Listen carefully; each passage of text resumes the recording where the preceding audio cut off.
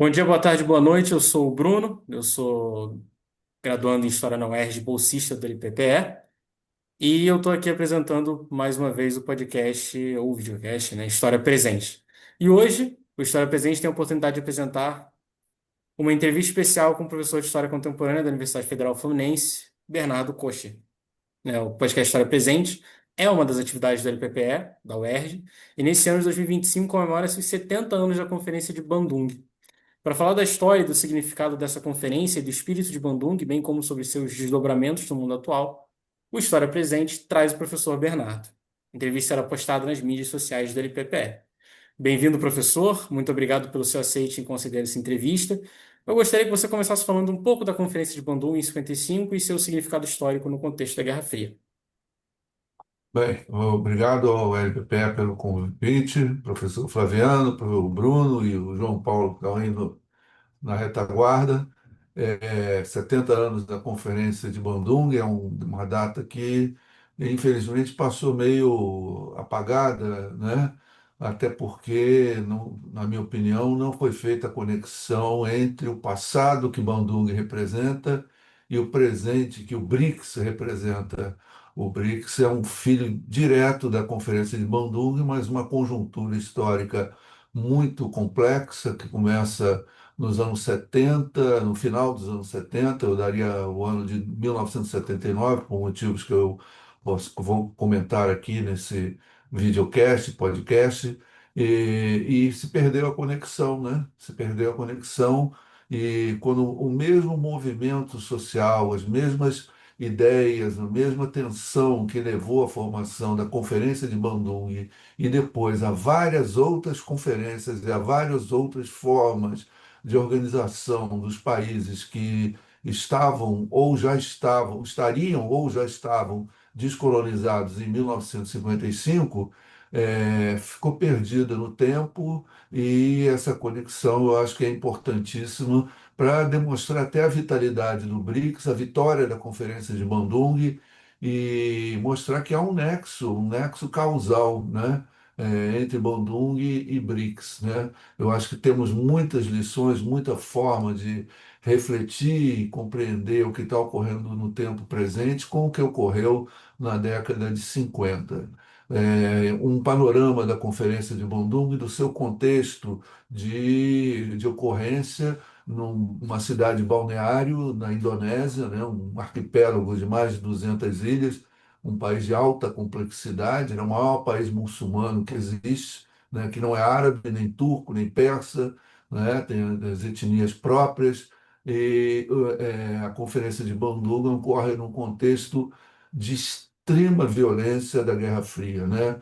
Foi a primeira guerra da Guerra Fria, foi a Guerra da Coreia. É esse o pano de fundo mais profundo, né? Isso porque é, a Guerra da Coreia ela mobilizou os Estados Unidos, aliados, a divisão da Coreia e a invasão da Coreia do Sul pela Coreia do Norte, tentando reunificar o país, porque entendia, o Partido Comunista Coreano, norte-coreano, entendia que a divisão era uma manifestação do colonialismo, né?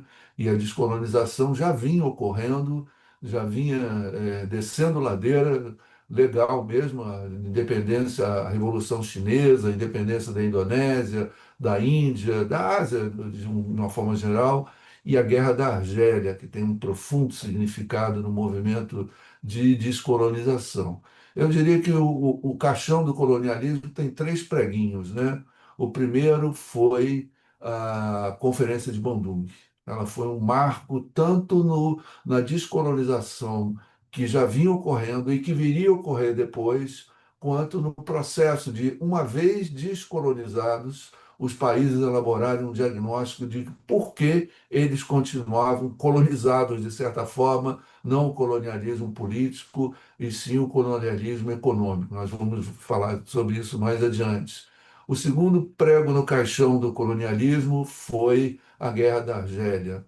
A Guerra da Argélia, que levou 8 anos, criou um fenômeno novo na vida social do capitalismo, que é a insurgência, né? A rebelião das massas por uma causa política, diferente da Revolução russa e chinesa, onde havia uma direção do Partido Comunista e um movimento de massa não muito difundido, né, a Guerra da Argélia, a insurgência, a recusa, né, isso gerou um grande impacto também. Isso meio que mediou um pouco a Conferência de Bandung, não muito porque a guerra começou em 54 e ela, à medida que o tempo foi passando, foi se tornando mais violenta, né? Tanto que existe um campo de conhecimento e de política da extrema-direita que é a contra-insurgência, né? Por causa da insurgência, por causa da Argélia. E o que ocorre hoje na Palestina é uma insurgência e uma violenta reação à insurgência, uma contra-insurgência. Né? Isso é um assunto para um outro momento. E o terceiro preguinho no caixão do colonialismo foi a invasão do Canal do Suez pela França, pela Inglaterra e pelo Estado sionista, né? O presidente Nasser chega ao poder, aí, passa a exercer o poder de forma pessoal, era um colegiado, e aí o que vai ocorrer é que ele estatiza o Canal do Suez, né? Ele foi acusado de comunista, acusado disso, mas todos os países da Europa Ocidental que estavam fazendo as políticas de estado de bem-estar social faziam estatizações. Ele não fez mais nem menos do que o que os outros países da Europa Ocidental fizeram. E essa invasão do Canal do Suez, ela ocorreu em 1956, logo depois de Bandung, só para caracterizar o que cercava a Conferência de Bandung. Ela ocorreu nos mesmíssimos dias em que a União Soviética invadiu a Hungria, né, para reprimir um movimento de contestação da dominação soviética, não exatamente um movimento anticomunista, né, e o mundo prestou atenção na invasão do Canal do Suez e não na invasão da Hungria. E os húngaros ficavam lá, pô, vocês estão usando uma medida colonialista e a gente aqui está lutando pela liberdade, coisa e tal. E o que que aconteceu? A contra-revolução húngara, a invasão soviética, foi amplamente vitoriosa e também a derrota dos Estados Unidos, da França e do Estado sionista acabaram por dizer, olha, não dá mais para continuar colonizando, né? Então, Bandung ocorre dentro do movimento de descolonização, mas também formatando uma agenda para o pós-colonial. Os 10 pontos de Bandung são clássicos e soberania, respeito à autodeterminação, mas lá no final tem desenvolvimento econômico, né? Então, quanto mais vai descolonizando, mais a agenda de desenvolvimento econômico vai ocupando um espaço. E Bandung ocorre também, como eu falei da Guerra da Coreia, a Guerra da Coreia, os Estados Unidos despejaram mais bombas na Península Coreana, na parte norte, do que despejaram na Europa, né, na Segunda Guerra Mundial. Usaram aviões a jato, coisa que na Segunda Guerra Mundial não tinha turbohélice, mas não exatamente aviões a jato, né? E Pyongyang foi 100% destruída, né? Stalingrado, que teve o cerco durante 600 dias, alguma coisa assim, dos alemães, foi 90 e tantos por cento destruído e Pyongyang foi 100% destruído.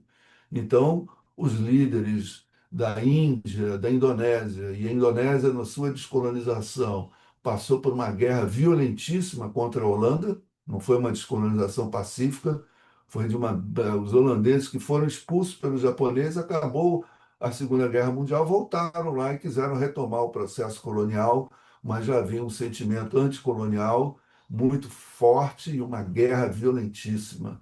Então, eu creio que os líderes asiáticos, mais notadamente Nehru e Sukarno, perceberam que um caminho alternativo tinha que ser construído em função de que a destruição estava agendada, estava contratada a destruição de quem contestasse o mundo capitalista e não era certo que o mundo socialista viria em socorro, né? A Guerra Fria, a Guerra da Coreia foi a primeira guerra da Guerra Fria e uma guerra fora do continente europeu, né?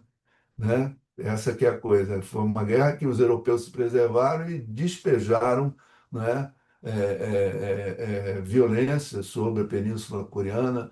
O Japão foi reintegrado à economia, a emissão de dólares se tornou farta e abundante para pagar as despesas de guerra. Havia uma limitação por causa da Conferência de Bretton Woods, tinha tanto de ouro, tanto de papel moeda.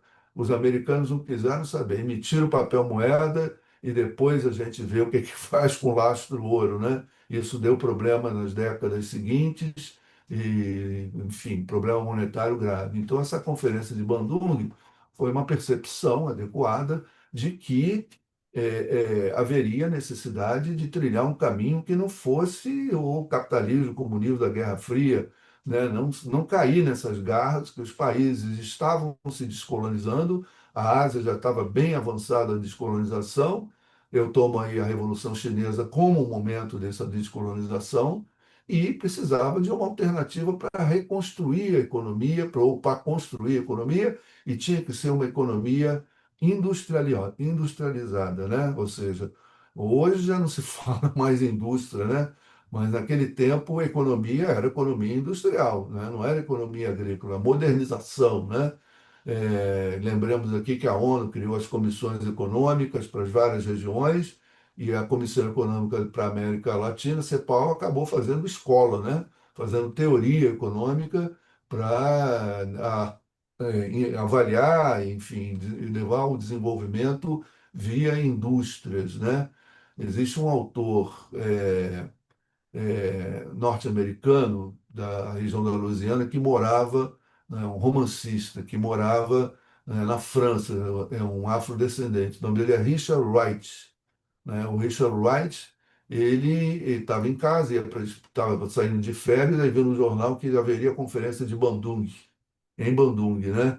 E ele falou, tem tudo a ver comigo, eu vou para Bandung, abandonou as férias e foi para lá e escreveu um livro, A Cortina Colorida, que é um clássico, né, sobre a história da Conferência de Bandung, e ele chegou na Indonésia, foi ciceroneado lá por um jornalista, colega de profissão dele, jornalista, e o colega dele falou, olha, aqui na Indonésia os holandeses ficaram aqui desde o século XVII, não saíram e não deixaram uma fábrica de pregos, não deixou nada, nada versus nada.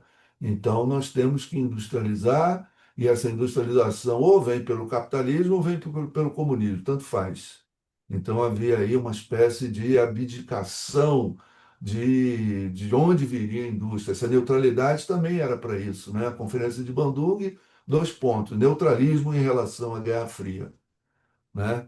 Eles tinham uma agenda de problemas enorme, porque eles perceberam muito simplesmente que sem indústria o colonialismo total, político, vai se tornar um colonialismo econômico, né? Um colonialismo de dependência econômica das antigas metrópoles, das antigas metrópoles. Então, esse era o espírito da época que gerou o espírito de Bandung, né? E eu costumo dizer que a conferência de Bandung, dentro da conferência, é, um gigante surgiu, eu chamo o Nehru, que foi o primeiro-ministro da Índia, foi ele que fez a arquitetura daquela imensa região, daquele subcontinente indostâmico, né? A Península Indostâmica, que ele transformou num país Índia, composto de centenas e centenas de cidades, de estados, de idiomas, de seitas religiosas, ele transformou num país, ele costurou aquilo tudo, né? E a independência da Índia foi o modelo, né? O modelo de Gandhi, né? Do pacifismo, o princípio do Panchila, né? Da conquista das coisas pela via pacífica. Foi isso que foi levado para a Conferência de Bandung por Nehru e por Sukarno, principalmente, porque a Indonésia foi vitoriosa, venceu a guerra da Holanda, né? Não teve apoio de comunismo, apesar de aí outros problemas, a Guerra Fria. Eles saíram da Guerra Fria, mas a Guerra Fria não saiu deles, né?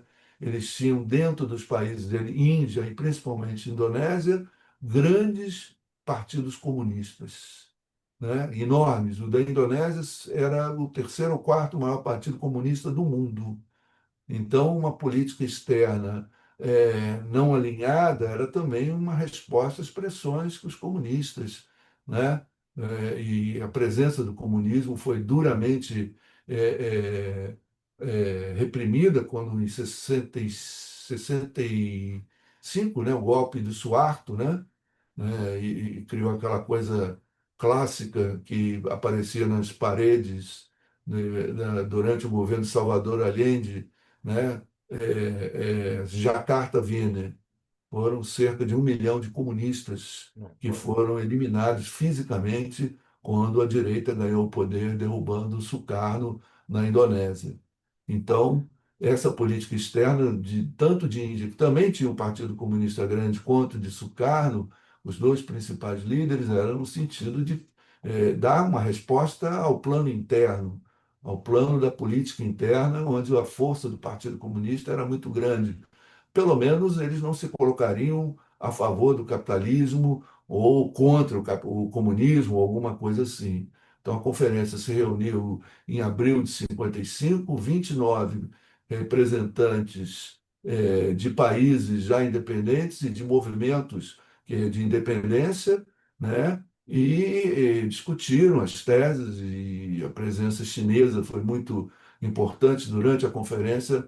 Teve uma crise em Taiwan, que o representante chinês, Xu Enlai, né, que foi duramente questionado sobre a hostilidade de Pequim com relação a Taiwan.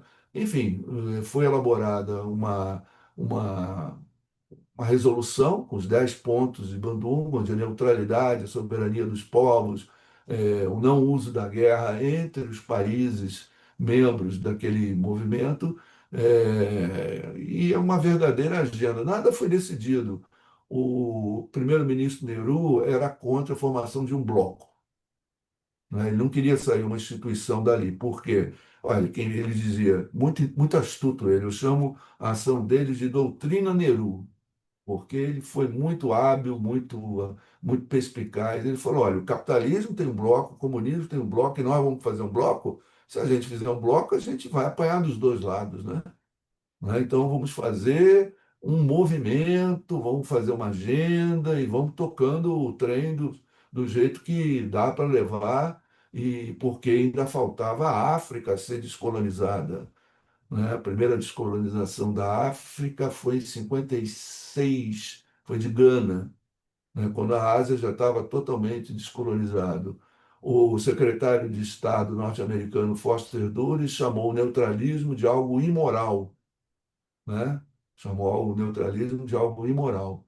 Então, a conferência foi feita em clima de tensão, né? Um clima de tensão. Grandes gigantes compareceram, além de Sukarno, Nehru, Chou Enlai, Gamal Abdel Nasser estava presente, todos procurando uma solução que eu posso dizer hoje com tranquilidade. Quando eu comecei a me interessar por esse assunto, eu não poderia dizer com tranquilidade.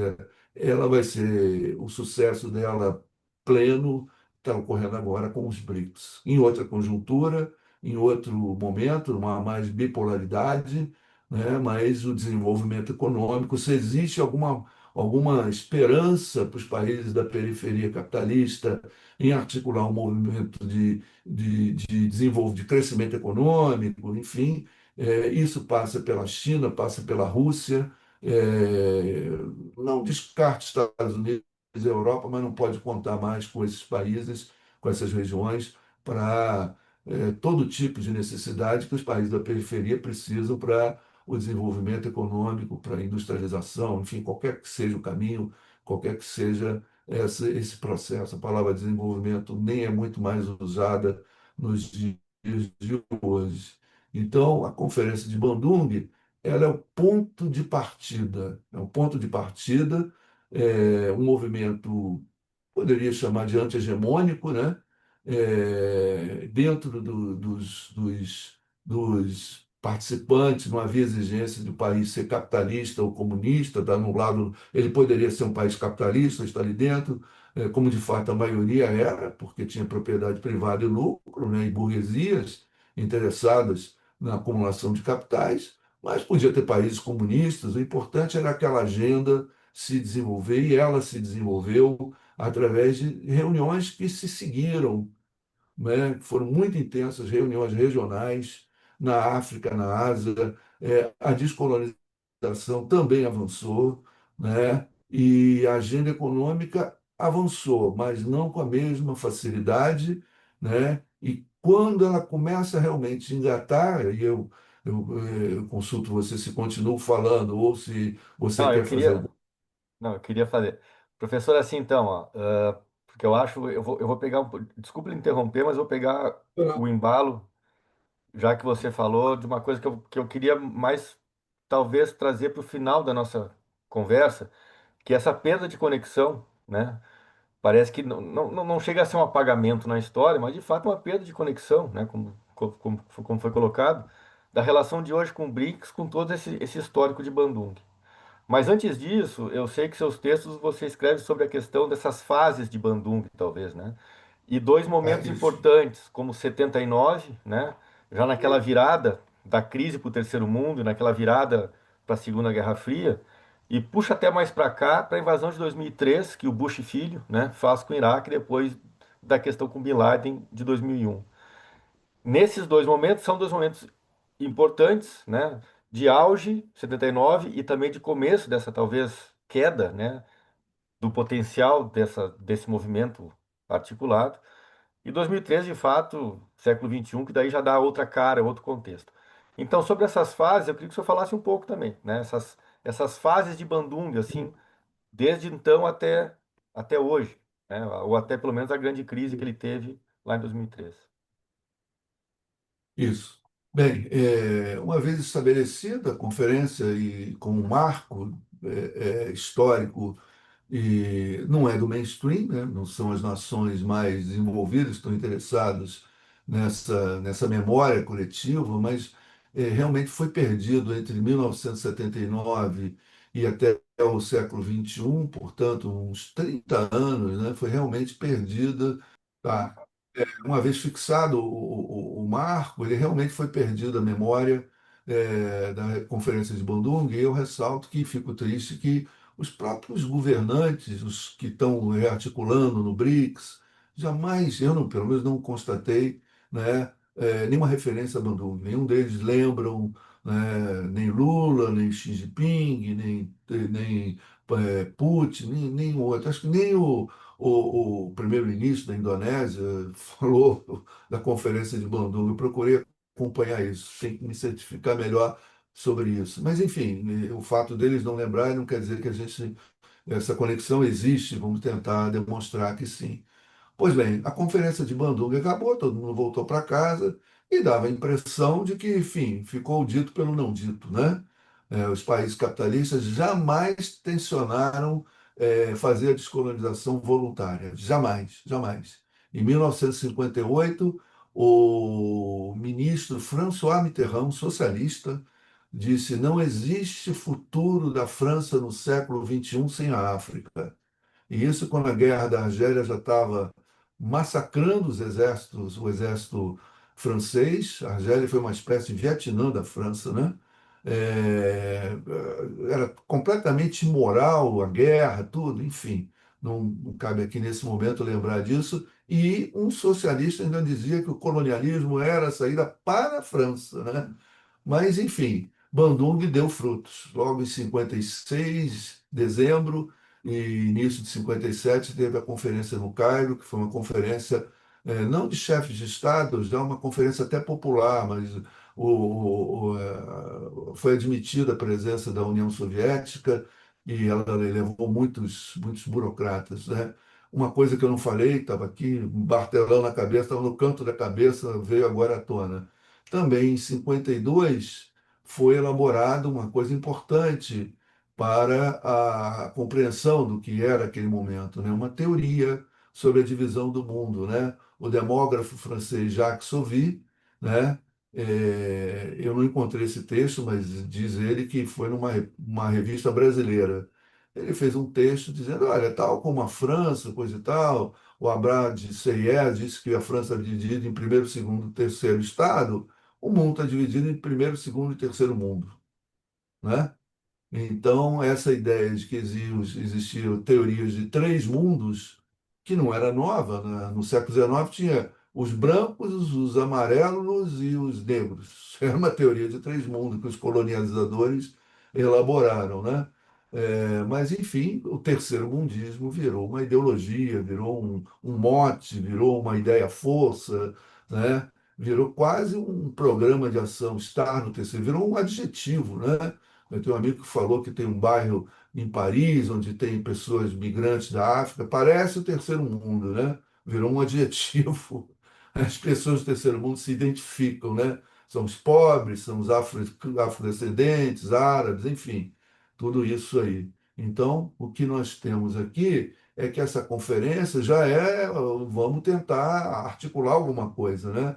Então, teve várias conferências, a de 57, 58, o mundo não parou, a Guerra Fria não parou, e em 1962, né, 61, foi a crise dos mísseis, né, que também foi uma crise muito perigosa, e ali o movimento do Terceiro Mundo se reuniu em Belgrado.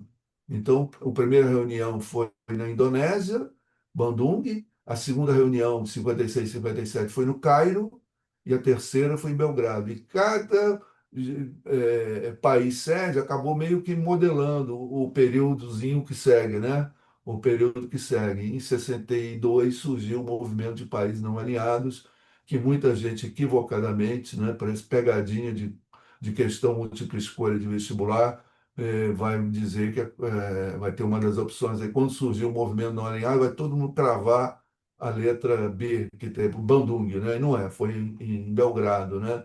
É, e um movimento de países não alinhados é um organismo que o Nehru não queria, né? Mas Nehru não era mais primeiro-ministro, né? Ele já estava fora da política e as novas lideranças perceberam que tinha que ter um organismo para gerir esse movimento, né? Movimento de países não alinhados, né? Em função não alinhamento da Guerra Fria, nem um lado nem outro, né? E os países foram se tornando independentes, foram entrando no movimento não alinhado, é uma espécie de ONU, né? ONU do terceiro mundo, né? Por fora, infelizmente, por fora da ONU, porque todo mundo está vendo o que a ONU é. A Assembleia Geral, tudo bem, todo mundo entrou na Assembleia Geral, mas o Conselho de Segurança é que dá as cartas mais céleres, né? A gente está vendo todos esses vetos americanos de uma cretinice total e absoluta, eles decidem sozinhos e todo mundo acaba aceitando, né? Na hora de desrespeitar, estão meio coletivo, mas na hora de respeitar, não, ninguém faz nada. Enfim, acabou criando um fórum de debates, né? Uma espécie, como eu falei, de ONU do terceiro mundo.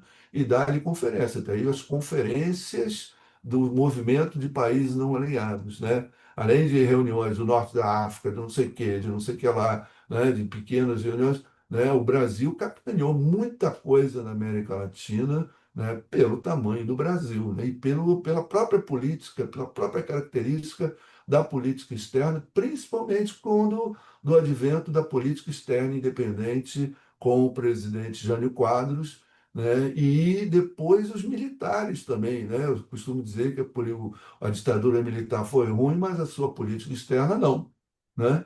Tirando os dois primeiros ministros, que foi o Vasco Leitão e o outro já não me lembro o nome, desculpa, né? O Vasco Leitão quer dizer que tudo que é bom para os Estados Unidos é bom para o Brasil, né? Essa bobagem colossal que ele falou, né? Que até hoje tem validade em muitas cabeças da extrema-direita, né? Mas a política brasileira foi uma política pragmática, consorciada ao terceiro mundo, não no movimento não alinhado, mas no ramo sindical, digamos assim. A bibliografia trata um pouco assim: o movimento não alinhado é o movimento político, é o partido político do terceiro mundo, e a UNCTAD, e principalmente dentro da UNCTAD, o G77 é o ramo sindical do terceiro mundo. É onde vai fazer as reivindicações econômicas corporativas, né? Que o Brasil vinha num processo de industrialização veloz e, obviamente, precisava de mercados, né? Precisava de regulações. Eu sempre digo, a política externa brasileira é, na sua alma, grossiana, né? De Hugo Grotius. Você precisa de leis. E precisava de leis porque as discriminações pelas quais passava o comércio internacionais eram abissais, né? Havia até monopólios de rotas comerciais, né? Os navios não podiam passar, né? Porque tinha um monopólio. Eu não entendi direito essa questão, mas eu vi isso na documentação que eu pesquisei. Então, o que que a gente tem aí? Nós temos aí uma ampliação, né? A UNCTAD vai ser convocada, a UNCTAD é United Nations Conference on Trade and Development, Conferência das Nações Unidas de Comércio e Desenvolvimento. Ela foi convocada pela ONU, a contragosto dos países do primeiro mundo, já vou usar o jargão do dia a dia, e aí tem uma pegada boa, assim, em consociação do segundo mundo com o terceiro mundo, E que em professor, assim, muitas o bloco comunista e o terceiro mundo. Muitas votações na ONU foram em tabelinha, né? Em tabelinha. E na questão econômica, na UNCTAD, essa convocação foi empurrada a goela abaixo, porque o comércio passava por discriminações, apesar de estava ocorrendo desde o final da Segunda Guerra Mundial, dentro do GATT, né, o Acordo Geral de Tarifas e Comércio, a diminuição das barreiras comerciais, mas havia barreiras não comerciais, né? Havia barreiras ideológicas brutais, e eu vou dar um exemplo daqui a pouco, barreiras essas que tornavam o comércio desigual, bastante desigual, e o comércio é uma atividade imprescindível, é a atividade que mais cresce em porcentagem na economia mundial, cresce mais que a produção, né? Cresce mais que a produção. Então, o Brasil foi uma espécie de campeão dessa questão, e dentro do G77, que se formou dentro da UNCTAD, né? O Brasil teve lá um líder do G77 que veio a ser o ministro Azeredo da Silveira. Ele foi o líder, né, o dirigente da G77 dentro da UNCTAD. O que que a UNCTAD queria? Regras, não autoritários. Países do segundo e do terceiro mundo queriam regras que os do primeiro mundo não queriam fazer regras. Isso faz parte do espírito de Bandung, né? Isso faz parte, é uma decorrência do que Bandung inaugurou. E outra coisa, a descolonização, ela já estava avançando, já era quase certo nos anos 60. A própria ONU, eu costumo dizer que foi um órgão anti-imperialista, né? Porque a própria Constituição da ONU já dizia que os países metrópoles tinham que informar a ONU sobre a situação das colônias, ou seja, estava dando ordem às metrópoles, né? Já era uma limitação. E quem entrava, quem se tornava independente, invariavelmente não houve exceções. Todos entraram na ONU e passaram a fazer parte da Assembleia Geral, né? Então e todos professor, acabaram partilhando. Foram, Flávio. não, e bom, nesse contexto, então, assim, enfim, dessa articulação desses países em pleno momento da Guerra Fria e até do arrefecimento da Guerra Fria na década de 70, né, com toda a crise que teve, né, o Bloco Ocidental, a questão do choque do petróleo, e aí que, de novo, eu volto à primeira colocação daquelas duas fases que você pontua, né, Isso. setenta e Boa. nove e Isso. depois o 2003. Como é que essas datas afetaram esse processo, enfim, dos não Em alinhados? 50 e 79, a gente vê a formação, constituição, crescimento, desenvolvimento, entra na crise do capitalismo, aí cresce muito, né, nos anos 70, a proposta de reforma da economia mundial, baseada numa ideia defendida pelo presidente francês Giscard d'Estaing, de formação de uma nova ordem econômica mundial. foi discutida com ele e isso virou um mote nos anos 70. Então, eu estou mostrando em 64 a UNCTAD trouxe alguns frutos, era uma conferência, virou um órgão da ONU, né? É incrível, o órgão se chama conferência, né? E conseguiu algumas coisas. Conseguiu, por exemplo, preços mínimos para os produtos agrícolas, que é isso que é o diagnóstico que veio de Raul Prebisch, né? Que foi o dirigente da CEPAL e elaborador da teoria da deterioração dos termos de troca, né? Os países agrícolas cada vez vendem mais e cada vez compram menos produtos industriais. Então, eles reivindicavam preços mínimos, né, e recursos para manter esse preço mínimo. Resultado, conseguiu-se alguns fundos para alguns preços sobre algumas condições, não foi uma vitória plena. E várias e várias e várias regras. Vou dar um exemplo aqui só para a documentação que eu consultei. O Brasil mandou para as embaixadas orientação quando teve a UNCTAD. A UNCTAD ocorreu, foi uma conferência que durou de fevereiro a junho de 64. Então, o golpe militar ocorreu no meio da UNCTAD, né?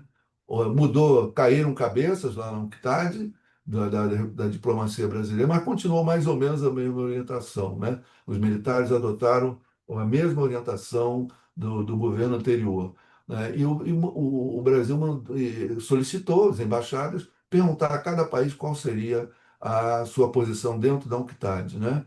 E eu vou citar o exemplo da Grécia. A Grécia, o embaixador brasileiro na Grécia mandou para o Itamaraty a seguinte resposta: olha, a Grécia quer plantar a uva passa, os Estados Unidos não deixam por causa da concorrência com a Califórnia. A Grécia quer comprar produtos com a União Soviética, mas a União Soviética não tem dólares, porque o que ocorre é que a União Soviética tem seu comércio bloqueado no mundo ocidental, né? Então ela não consegue dólar, pode trocar produto contra produto. Isso não interessa à Grécia. E a Grécia tem a Comunidade Econômica Europeia, né? Mas a Comunidade Econômica Europeia fazia a seguinte exigência: eu compro de você, mas você tem que comprar de mim. Ou seja, compra casada, né? Eu compro de você e você compra de mim. E a Grécia, eu vou perder, porque eles estão vendendo mais caro, não tem concorrência.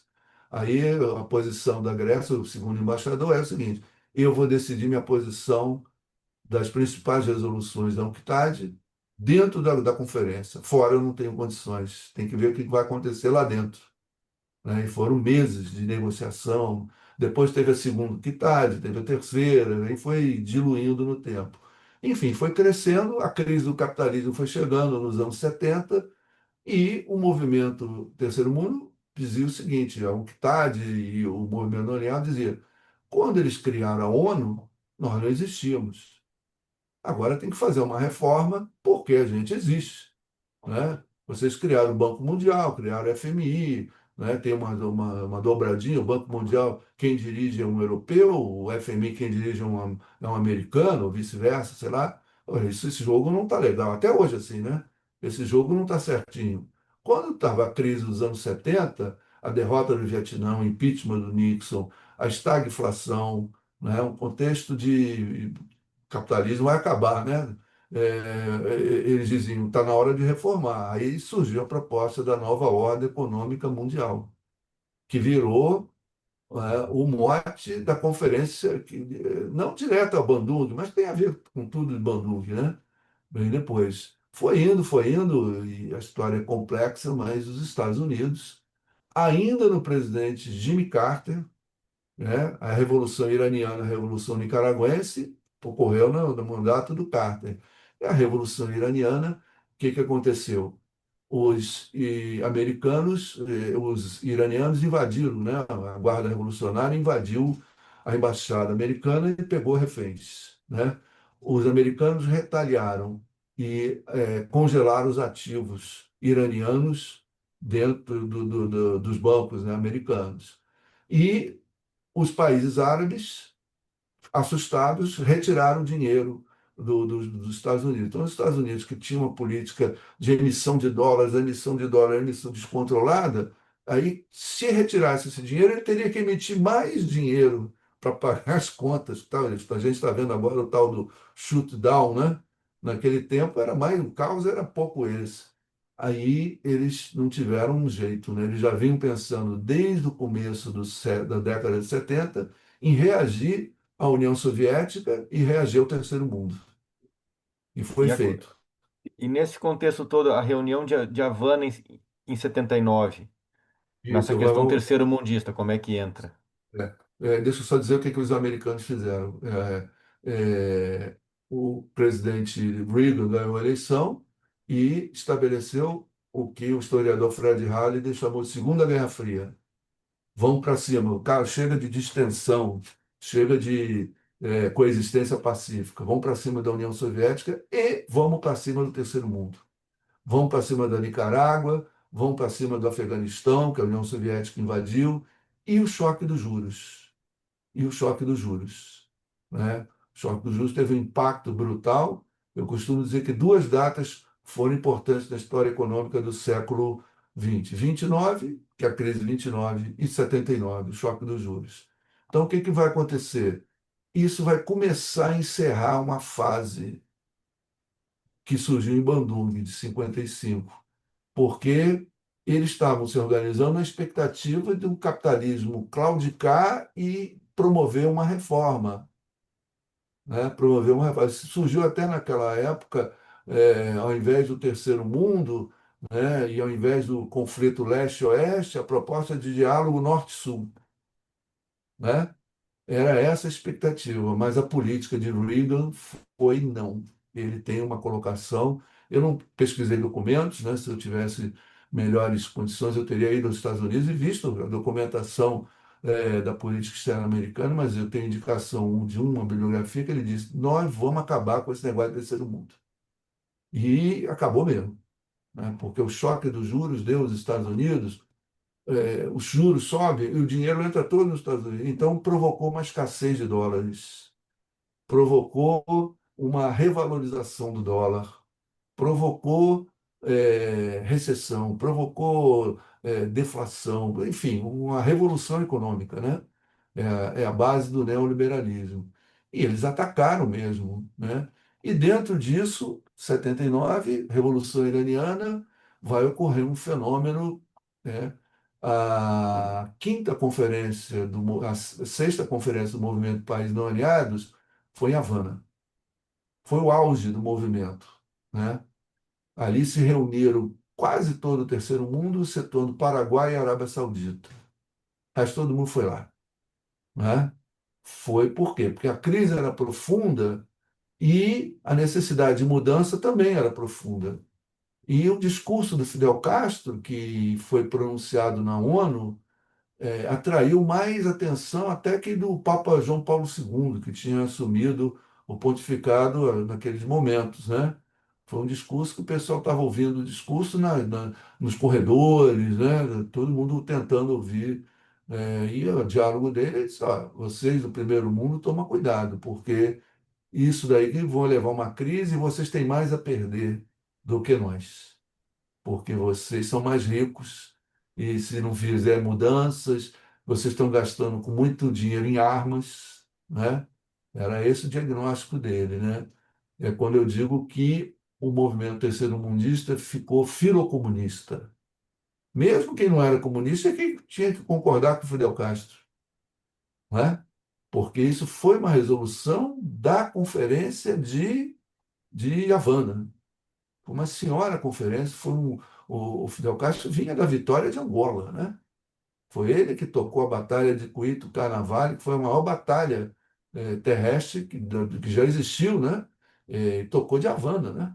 O Zé Dirceu, o político brasileiro, falou que encontrou com ele, ele estava coordenando as atividades lá em Angola por rádio, né? Com o mapa de Angola assim, na mesa, ele tomando decisões militares, né? Então ele tinha um grande prestígio ali. Então, ali eu costumo dizer, foi o auge e o início do declínio que foi vertiginoso. O Reagan atacou pesado, né, e invadiu, interviu na guerra colocou lá a guerra dos Contras, né, na Nicarágua, o Afeganistão, interferiu em negociações. O Brasil ficou isolado, né? Ficou isolado, isolado de forma intencional, né? Tipo, você não entra aqui, essa decisão não vale, usou a força, né? E logo em seguida começa um outro negócio que vai ser crucial, né? O Iraque, do Saddam Hussein, digamos assim, um candidato a substituir o Nasser no Oriente Médio, o Iraque decide, com a ajuda americana, provavelmente, atacar o Irã. Que já havia uma rusga, uma diferença entre Irã e Iraque muito grande ainda no tempo do Shah, né? O Iraque tem uma população xiita grande, e o Irã tem alguma população sunita, e tinha a questão do Estreito de Chate el Arabi, né, que é uma região histórica e religiosa, mas que deveria ser a base é, da exportação de petróleo iraquiano, que o petróleo precisava de um porto de uns 5 quilômetros, 6 de extensão para botar todos os equipamentos, né, todos tudo que é necessário para exportar pelo Golfo Pérsico. E o Irã não queria colocar, né, disponibilizar, era território iraniano, né? E ele atacou achando que ia pegar o Irã, porque estava havendo muita defenestração da elite militar do Shah Reza Pahlavi, e o Saddam avaliou, eles estão sem liderança militar. E mais do que isso, se a sexta conferência do Movimento Não Alinhado foi em Havana, a sétima tinha sido acordada, que seria em 82 em Bagdá, né? E o Saddam, quem era o país representante que sediava a reunião, nos 3 anos seguintes, ele era o líder, era o porta-voz. Então, o Fidel teve em Havana, ele foi correndo para a ONU, né? Falar. Em 82 assumiria seria em Bagdá, e o Saddam Hussein seria o porta-voz, né, do movimento do Terceiro Mundo. E a guerra foi uma guerra devastadora, né? Guerra violentíssima, 8 anos, enfim, as questões estratégicas da guerra, a decisão do Saddam Hussein de atacar, enfim, o Irã resistiu, os americanos negociavam com o Iraque, depois com o Irã, o escândalo do Irã contra, vendia armas para o Irã, pegava o dinheiro, dava para os contas da Nicarágua. Foi assim que ele foi minando o terceiro mundo, a unidade política, né? E a Índia desenvolveu uma bomba atômica, a Índia, que foi o grande inspirador da Conferência de Bandung, do neutralismo, do Panchilá, desenvolveu uma bomba atômica, conflitos de Goa, né, que era uma colônia portuguesa, foi invadida pela Índia, enfim.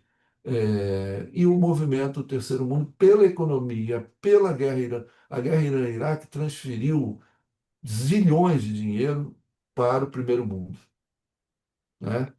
Professor, Transferiu. assim, além dessa questão, enfim, dessa desunião agendada e um pouco planejada desses países do então terceiro mundo, claro, a década de 80 e 90, muitas vezes chamado como décadas perdidas, a grande crise econômica, a questão da dívida externa.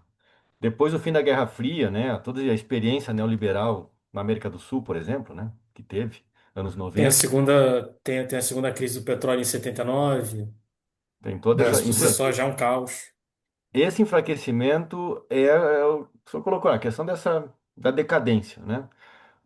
Mas por que que 2003, eu acho que isso é um texto seu, se não me engano, 2003, a invasão do Iraque pelos Estados Unidos acaba sendo uma espécie de pá de cal nessas articulações que vinham desde então desses países do chamado Terceiro Mundo? Por que que ali foi uma espécie dessa pá de cal? Foi isso mesmo? E como é que se retoma É, dali para os BRICS, né? Esse é o... é, na realidade, o que vai ocorrer é que 79 marca o início de um processo que não acabou até hoje.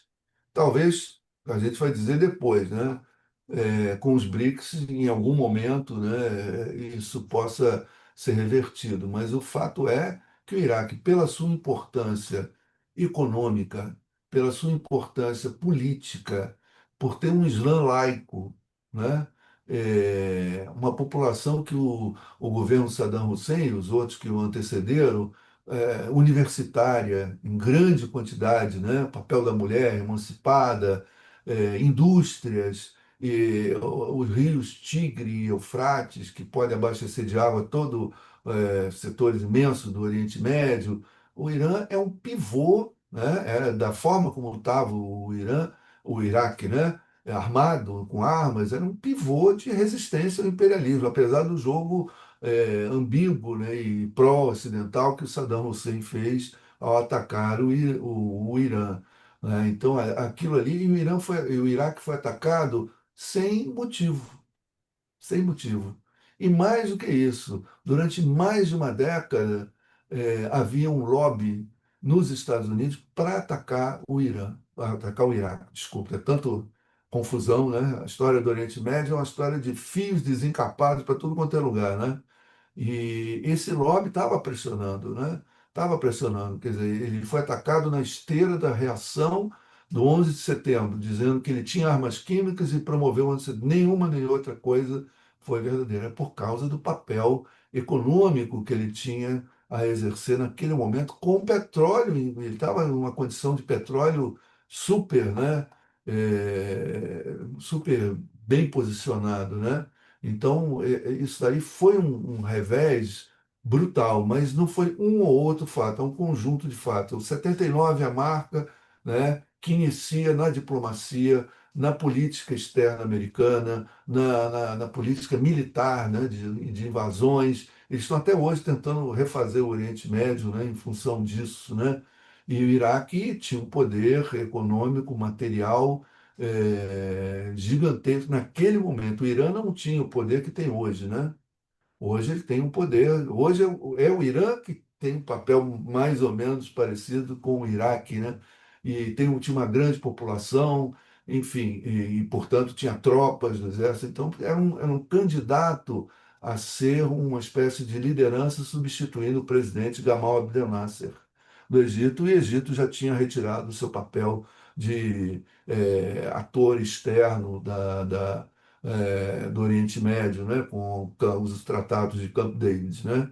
Então isso foi ocorrendo. A guerra Irã-Iraque devastou a economia iraquiana e também a iraniana, transferiu renda, né, para o primeiro mundo em quantidades imensas, depois ficou as dívidas para pagar e o Saddam sendo cobrado pelo Kuwait. O Kuwait era um pedaço da região sul do Iraque, né? O Iraque é um país montado pelos ingleses, né, de uma forma completamente artificial. Então eles pegaram o sul, que era xiita e árabe, o centro, que era sunita e árabe, e o norte, que é curdo e sunita, né, não são árabes, né, e juntou e fez um país. Nunca existiu nada parecido e deixou o Kuwait de fora. O Kuwait não é por causa do petróleo, né? Então Saddam, eu vou pegar o que é meu território, né? Foi o último movimento dele. Foi o último movimento, foi essa chamada Segunda Guerra do Golfo, né? E aí o espírito de Bandung desceu ladeira abaixo no período de 79, até o surgimento dos BRICS. A gente não sabe, por enquanto a gente pode dar a data, vamos dizer assim, de 98, mas o que é importante para aquela nossa questão inicial é a seguinte: a conexão foi perdida. Os BRICS parece que surgiram em função dos BRICS e não em função da Conferência de Bandung. Foi realmente perdida essa conexão, mas também vamos ver se daqui para frente alguém lembra lá o Xi Jinping, o Putin, o Lula, para falar da Conferência de Bandung, né? Recolocar a questão da Conferência de Bandung. E o que que eu diria? Esse segundo período é o período de desarticulação, né? De retomada da hegemonia americana, de retomada e agora a gente está vendo justamente a crise da hegemonia americana, a crise da economia europeia, com as decisões políticas absurdas, né? Comprar petróleo liquefeito dos Estados Unidos por um preço 4 vezes maior que o gás, né? O gás liquefeito, não o petróleo liquefeito, o gás liquefeito americano do que o gás que vem pelo gasoduto, que já está lá desde o tempo da Guerra Fria. A União Soviética começou a vender gás para a Europa, e deram lá um piti, enfim, uma situação complexa e também. E surge a China, surge a Federação Russa, né? E mesmo a Índia, o Brasil, já experimentados, e agora surge uma alternativa. Então, acho que a gente está voltando lentamente ao não, o espírito de Bandung reformado, né? Porque a paz não está nesse processo, né? Os chineses já estão no terceiro porta-aviões, né? Já Eu estão no terceiro, teria, estão se eu armando teria, até os. Pois não. não, eu teria três comentários ou perguntas a essa questão dessa reformulação da paz de Bandung, mas antes, Bruno, teria alguma pergunta, alguma coisa? Não, só para comentar uma coisinha, porque eu sou bolsista da IPPE e eu trabalho com a Caderno de Terceiro Mundo. Imagino que o professor conheça Sim, esse sim, trabalho. um E clássico. qual a importância que você vê para o terceiro mundo ter uma nova ordem informacional com mais ou menos a Cadernos Terceiro Mundo? Hoje em dia, enfim, em 2005 ela parou de ser publicada. Você acha que existe algo parecido, eventualmente algum tipo de tentativa de informação que cubra o terceiro mundo? No momento, não, né? Hoje, a expressão que está em voga hoje é sul global, não é? Que foi formada nos anos 80 também. Acho que é uma forma mais, um eufemismo para tratar da mesma situação. E hoje os meios de comunicação, as universidades, são muito plurais, muito diversos, né? Eu creio que falta hoje uma politização, porque tudo está sendo tratado nessa ascensão do sul global de uma forma ainda na base da competição com os países, né, muito econômica. Falta uma politização, como existia nos anos 70, né, e uma cobrança mais intensa da Europa e dos Estados Unidos do seu papel, né, que não está sendo vocalizada, ela está sendo demonstrada em função das necessidades e muitas vezes de guerra. Eu vou dizer aqui o que eu vejo ainda com um pouco de reticência o que se passou. Em 2022, a Federação Russa iniciou a operação especial, né, a operação militar especial, que é a questão da Ucrânia, né? E alguns poucas semanas antes de iniciar a operação, o Xi Jinping e o Vladimir Putin se encontraram e disseram: não, agora o mundo é multipolar, né? Eu fiquei assim, multipolar, mas são dois que anunciam isso, né? Cadê Bandung aqui, né? Eles poderiam bem ter se reunido lá em Bandung e relançado, né, a ideia de multipolaridade, não mais a de neutralidade, né? Eles fizeram isso em função da iminência da ação militar da Federação Russa em território ucraniano, né?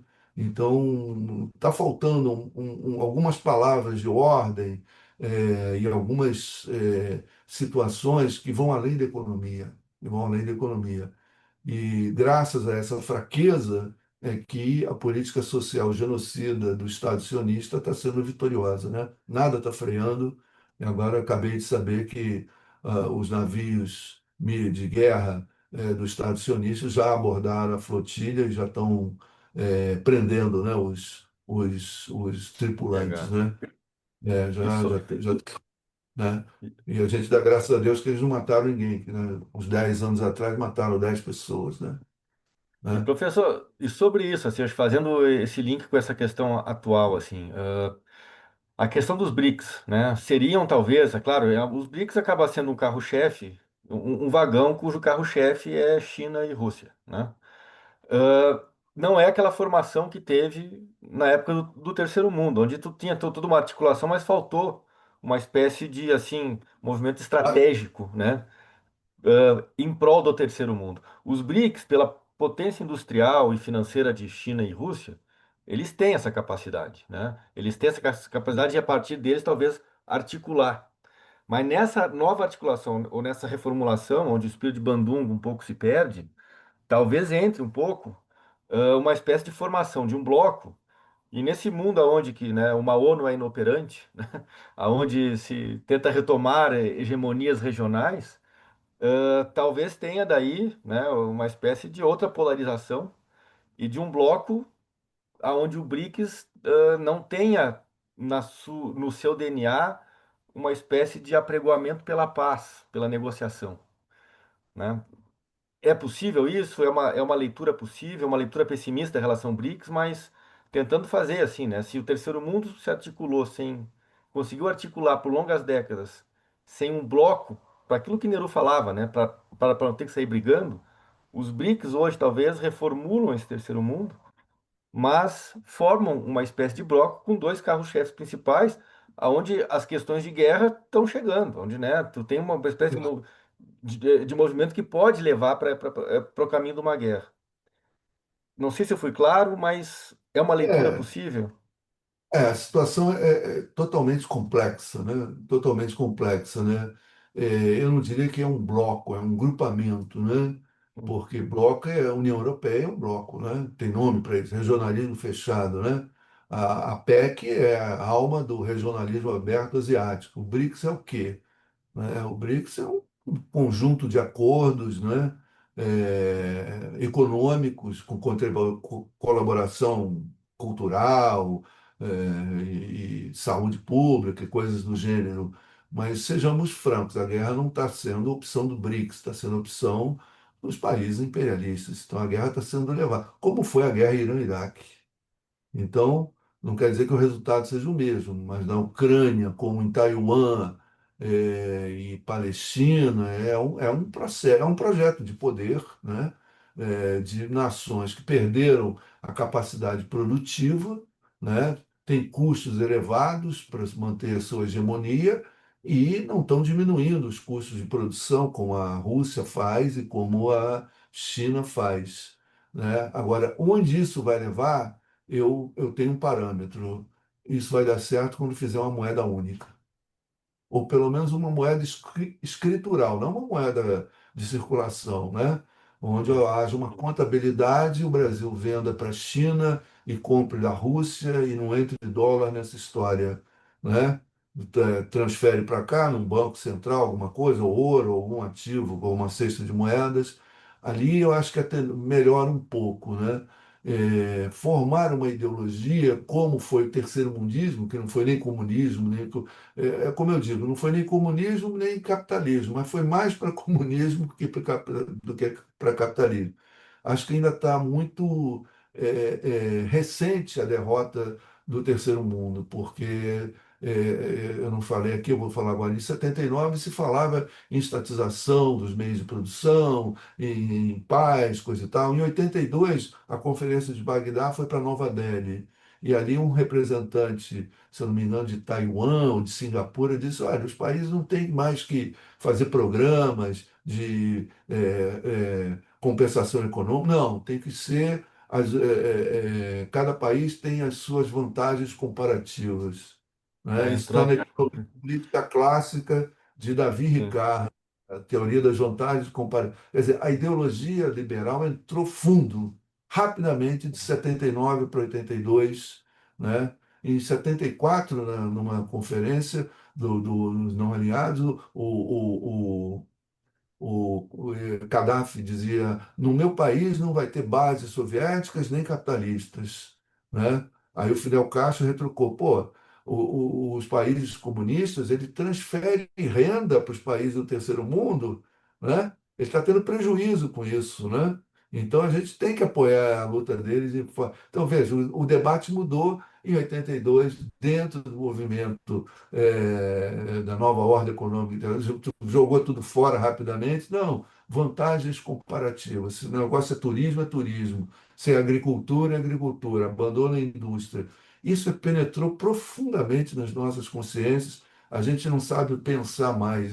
Eu ainda consigo, né? Porque eu estou dentro desse objeto, mas eu vejo muita gente, os jovens, eles não conseguem pensar fora de uma economia de mercado, que eles não vivenciaram isso e não há politização suficiente para tirar essa ideia de que o mercado é o regulador social e econômico, e isso é um dos elementos do BRICS, né?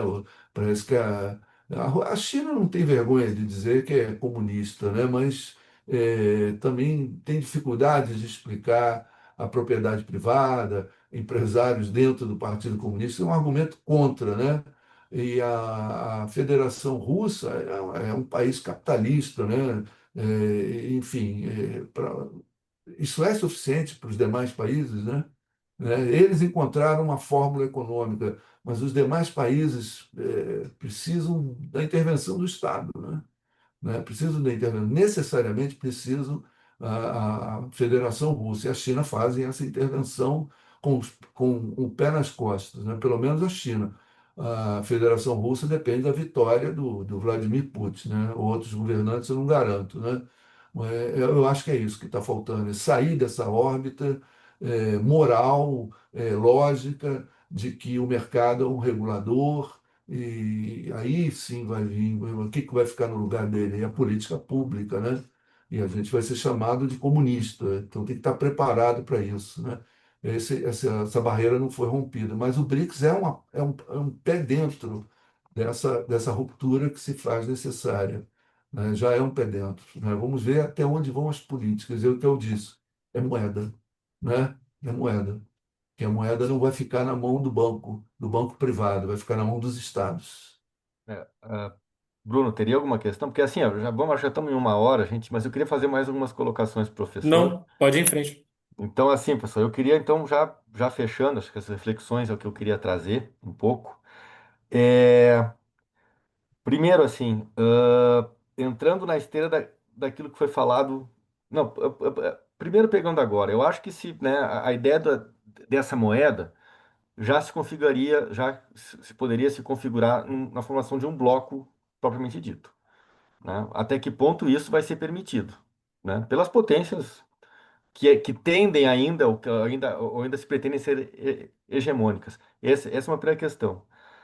A segunda questão, que eu já queria que o senhor colocasse, assim, o que foi falado lá no começo, né? Que se perdeu a conexão de BRICS com Bandung. E é claro que esse contexto todo, né, a gente pode, mas assim, se o senhor puder tentar responder, ou dentro do possível, por que que se perdeu essa conexão? E segundo, e terceiro, para fechar, do terceiro mundo para o sul global, o espírito de Bandung ainda vive? Como? Né? Em que grau? São essas três Né? questões assim que eu queria colocar daí, então, para a gente fechar. Bem, a questão da moeda, né? A questão da moeda, como eu falei, né?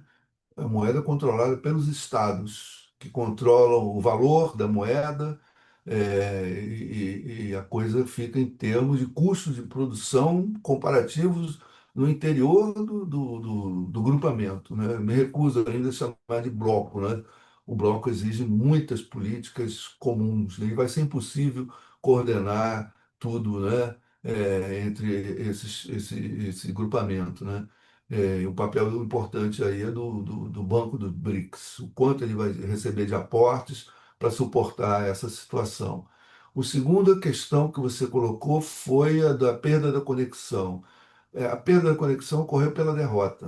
Acho que eu não caracterizei direito o que ocorreu em 79. Foi um Deus nos acuda. Foi um Deus nos acuda, né?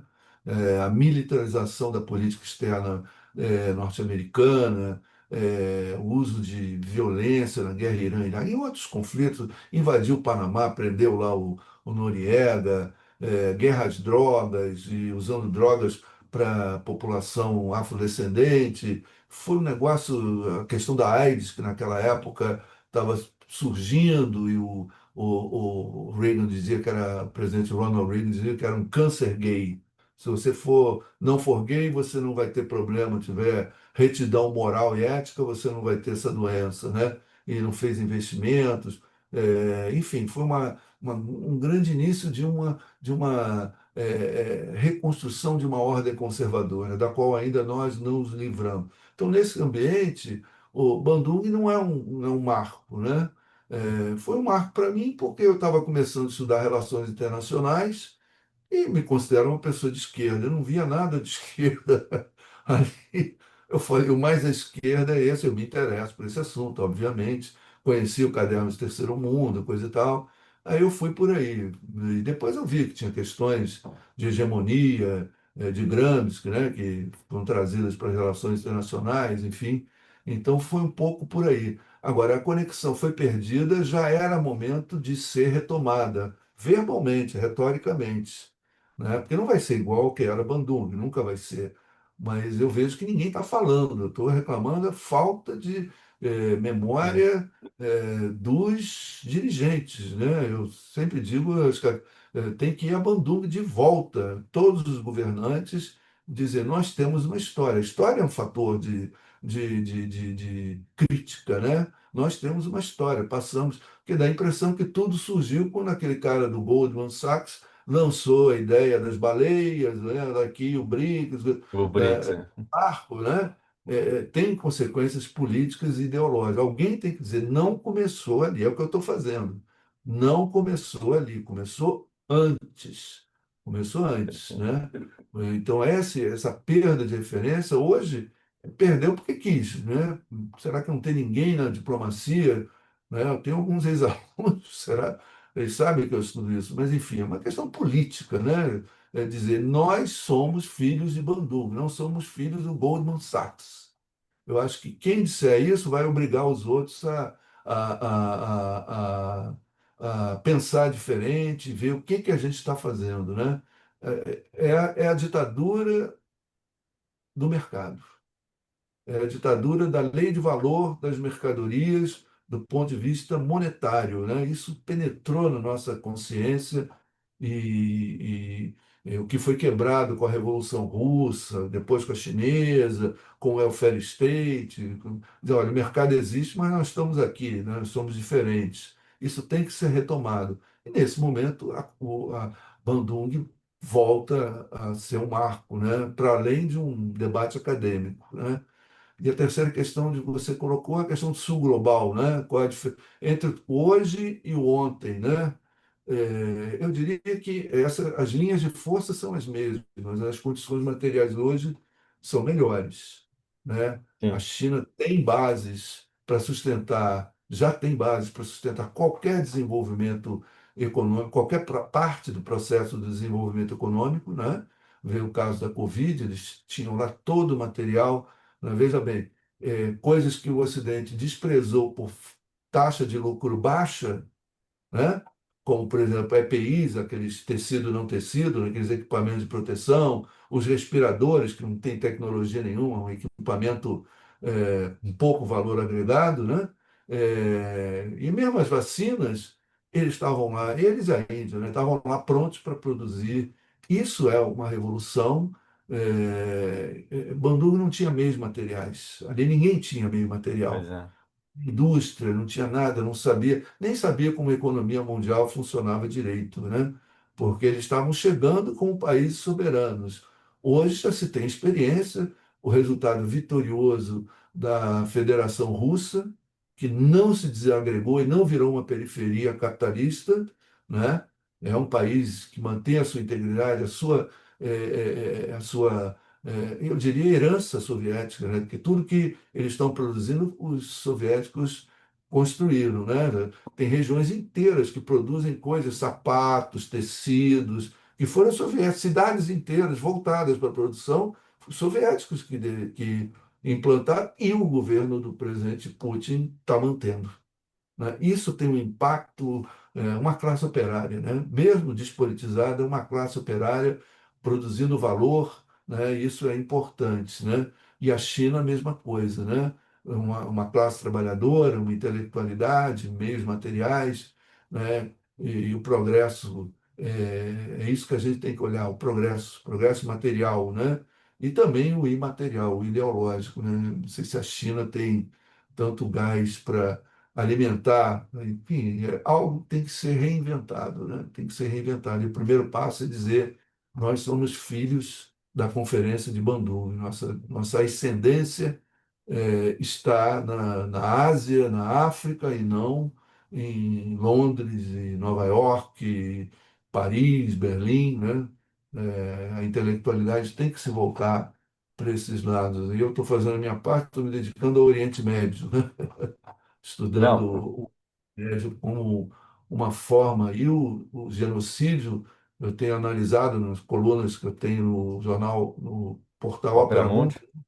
Sim. onde eu tenho procurado pensar o genocídio para além da questão religiosa, para além da questão da política, enfim, das questões do terceiro mundo, né? Eu espero que transparecer isso ao leitor, né? Enfim, é uma luta também ideológica, né? Uma política Não. ideológica. Se o Sul Global tem os recursos hoje, falta Bandung no Sul Global, talvez, né? Esse é o. Falta o espírito, né? Aquele Falta o IP, espírito, falta. aquela coisa instintiva de que algo tem que ser feito para afrontar o poder do imperialismo. Também uma teoria do imperialismo moderno se faz necessário, né? Perfeito, professor. Bom, eu acho que Bruno, a gente pode ir encerrando, já estamos de 1 hora, isso aqui é um pouco editado depois, claro. Tem. É, mas, professor, assim, para fechar, eu queria, o senhor está à vontade, quer falar mais alguma coisa? Até pela questão hoje, genocídio palestino, até que ponto essa rearticulação terceiro-mundista não é de alguma forma até alimentada por essa tragédia toda, né? Frente a uma inoperância da ONU, né? Dessa. Não, boa lembrança, né? Foi a falta de articulação que permitiu, né? Uhum. Permitiu essa política. E o que me preocupa é o seguinte: a gente tratava o genocídio como algo do fascismo. E o fascismo já tinha sido vencido pela democracia. Teve genocídio em Ruanda, teve lá na Iugoslávia, coisa e tal. Ah, isso é periferia, desorganização, não é central.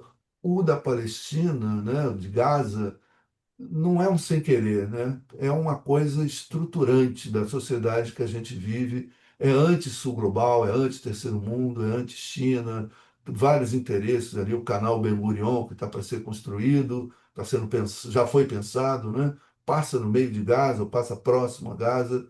Ali não está brincando, ali eles não estão brincando de genocídio, estão realmente preocupados com a insurgência. Bandung era uma insurgência, não é? E o Hamas é uma insurgência. O problema no Hamas não é o Islã político, não é a insurgência. Eles são a insurgência que a gente não pode deixar de apoiar, no sentido de que eles dão uma estrutura à identidade palestina, que foi perdida pelo Fatah e pela Autoridade Nacional Palestina. Não fossem eles na faixa de Gaza, o poder na faixa de Gaza ou estaria na mão de chefes tribais ou de gangues, ou os dois juntos, né? Eles, a mão de ferro, daquele jeito violento deles, eles dizem, não, nós somos palestinos, isso aqui é Gaza, isso não é de chefe tribal. Não sei se vocês perceberam, mas eu estou atento, quando o Estado sionista, eu me recuso a chamar aquele país pelo nome que eles dão, né? Então, eu chamo de Estado sionista com muita condescendência. Mas eles tentaram um acordo com os chefes tribais, com líderes tribais, e o Hamas matou esses líderes, né? Não teve conversa. Essas gangues, quando a gente vê na propaganda sionista esses caminhões com gente vestida de Hamas pegando os alimentos, as doações, não é Hamas, são as gangues, né, que tem, como qualquer sociedade, né, o crime organizado, né? Então, a identidade do povo palestino está um pouco na mão da insurgência do Islã político, né? E isso é terceiro mundo, isso é nós, né? Infelizmente, não foi alcançada pelo espírito de Bandung, e como eu dizia, o que me preocupa é que as democracias também são genocidárias, não é só o fascismo. Agora não tem desculpa, né? Agora. Os Estados Unidos é uma democracia, a Inglaterra é uma democracia, a França, a Itália, a Alemanha, os Estados Unidos. Não é a democracia que eu gosto, mas é que tem eleição, tem parlamento, né? O Netanyahu não está lá sozinho, ele tem uma maioria parlamentar estreita, mas não deixa de ser democracia. Se não tivesse genocídio, ele estaria do mesmo jeito, né? Então, isso me preocupa muito. A gente vai ter que lidar. Isso é um obstáculo ao espírito de Bandung, né? Porque eles vão se dar o direito de intervir em vários países, como atacaram o Catar, um aliado, né? E Apesar de atacaram, pedir desculpa, né? é, e Atacam e depois pedem desculpa. agora botaram sob proteção especial, coisa e tal, porque tem dinheiro e talvez esteja pensando em drenar os recursos para a China, né? E atacaram o navio da Venezuela também, né? Que não tinha drogas, não tinha nada, era realmente desculpa. Então, é um cenário político que pode ser a reversão do BRICS por aí. A gente não deve subestimar o inimigo. Perfeito. Muito bem. Professor, muito obrigado. Acho que são análises assim de muita pertinência e lucidez assim. É interessante pegar Bandung e a partir de Bandung fazer todo essa trajetória para hoje, né? Continuidades que de fato são meio apagadas. Mas, enfim, eu gostaria de agradecer ao professor Bernardo pelo longo tempo que o senhor dispôs aqui para estar conosco, né? Que é bastante tempo, é bastante. São muitos assuntos complicados para ficar se analisando e prestando atenção. Então, obrigado, professor, por estar aqui, por ter aceitado estar aqui no nosso podcast História Presente. E para as pessoas que eventualmente estarão escutando esse podcast, se ou vendo esse videocast, não sei qual é o formato que será, fiquem ligados nas próximas, porque terão outros episódios. É isso, basicamente. Professor, obrigado. Bernardo, obrigado Obrigado, um mesmo. abraço. Obrigado pelo E convite.